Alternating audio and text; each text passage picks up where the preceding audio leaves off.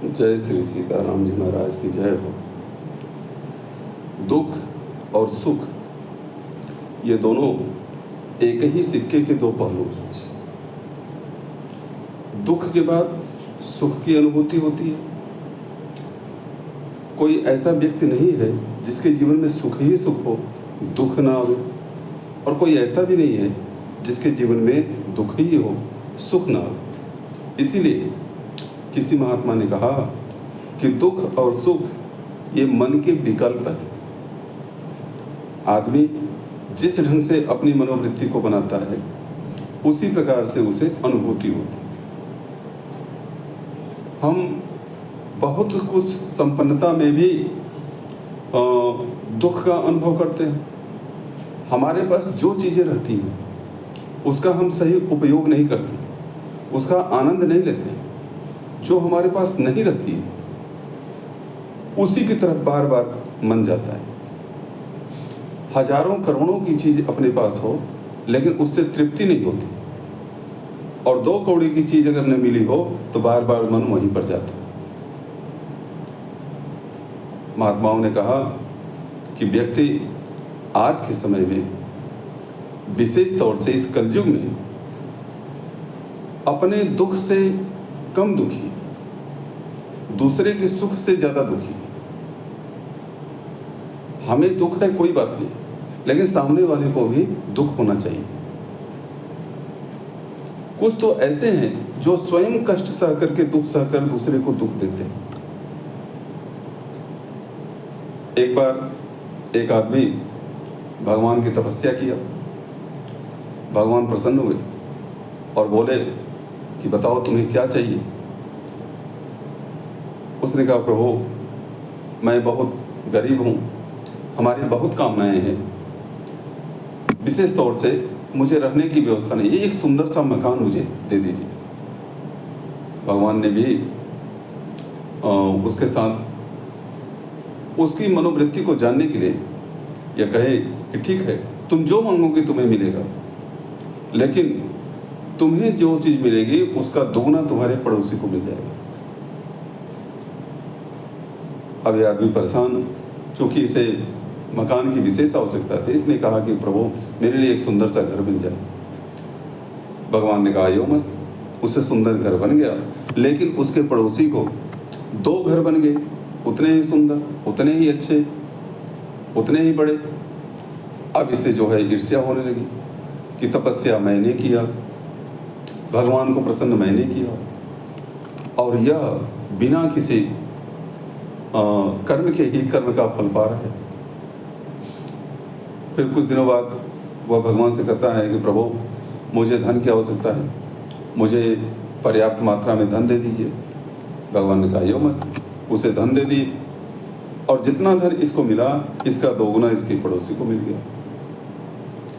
अब ये और परेशान, अपने पास जो सुविधाएं हैं उसमें आनंद होने की बजाय यह पड़ोसी की सुविधाओं को देख करके ईर्ष्या करने लगा, जलन की भावना इसके अंदर आने लगी। अब यह ऐसी योजना बनाने लगा कि यह पड़ोसी उसका भुक्तभोगी हो, दुख भोगी। इसने फिर भगवान से कहा कि प्रभु मैं चाहता हूं कि मेरे दरवाजे पर एक कुआं हो जाए। भगवान ने कहा यो मस्त, उसके दरवाजे पर एक कुआं हो गया। सीढ़ी से उतरते ही कुआं था। अब उसके पड़ोसी के दरवाजे पर 2 कुआं हो गए। अब जो है खुश हुआ कि मेरे पास एक कुआं है, उसके पास 2 कुआं है। किसी ने पूछा कि 2 कुआं, उसे और सुविधा है, तो उसने कहा अभी नहीं समझोगे। फिर भगवान से उसने कहा प्रभु आप मेरी एक आंखें फोड़ दीजिए। भगवान ने कहा अरे ये क्या बातें मान रहे, आंखें फोड़ने की? तो क्या प्रभु मैं जो कर रहा हूं आप मुझे दीजिए।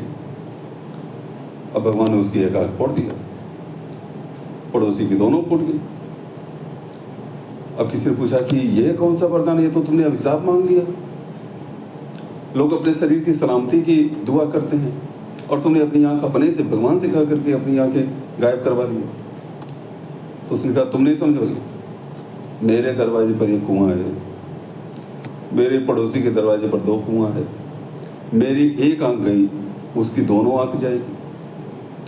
अंधा हो गया तो अंधा हो गया, तो कभी न कभी कुएं में तो गिरबे करेगा,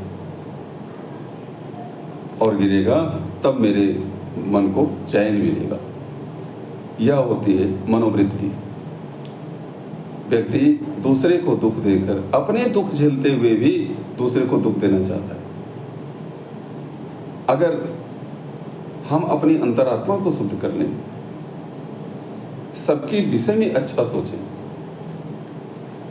सबके लिए सुख की कामना करें, सर्वे भवन्तु सुखिनः सर्वे सन्तु निरामया सर्वे भद्राणि पश्यन्तु मां कश्चित् दुःखभाग् भवेत्। यह हमारे शास्त्रों का आदेश है कि जितने लोग हैं, केवल अपने ही नहीं, संसार के जितने लोग हैं, सभी लोग सुखी हों। सर्वे भवन्तु सुखिनः, सभी लोग सुखी हों। ऐसी कामना अगर हम रखेंगे तो हमारा कल्याण होगा। हमारे जो हम कर्म करते हैं उसका उद्देश्य क्या है, उस उद्देश्य को विचार करके ही ईश्वर हमें उसके अनुरूप फल देता है, जो कि दुख या सुख के रूप में हमारे जीवन में आता है। जब दुख आता है तो हम द्रवीभूत होते हैं, रोते भी लगते हैं, उलाहना देते हैं, ईश्वर को दोषी ठहराते हैं। और जब सुख आता है तब उसके बाद ईश्वर को याद ही नहीं करते हैं और यह कहते हैं कि मैंने ऐसा कार्य किया इसलिए मुझे यह सुख मिला। कबीरदास जी ने कहा कि दुख में सुमिरन सब करे, सुख में करे न कोई। जो सुख में सुमिरन करे तो दुख काहे को हो। भगवान को लोग तब याद करते हैं जब उनके ऊपर दुख पड़ता है, मुसीबत पड़ती है, और जब सुख आता है तो उन्हें भूल जाते हैं। अगर व्यक्ति सुख के समय में भी ईश्वर को याद रखता रहे, उनका स्मरण करता रहे, तो उसके जीवन में दुख आएगा ही नहीं और वह हमेशा प्रसन्न रहेगा, आनंदित रहेगा। कहने का अभिप्राय यह है कि जो भी हमारे पास प्राप्त है, जो कुछ हमें मिला हुआ है, हम उसे ईश्वर का प्रसाद मानकर, ईश्वर की कृपा मान करके त्याग की भावना से उसका उपभोग करते रहें, आनंदित रहें, प्रसन्नचित्त रहें और दूसरे की प्रसन्नता को, दूसरे के हर्ष को बढ़ाने का प्रयास करें।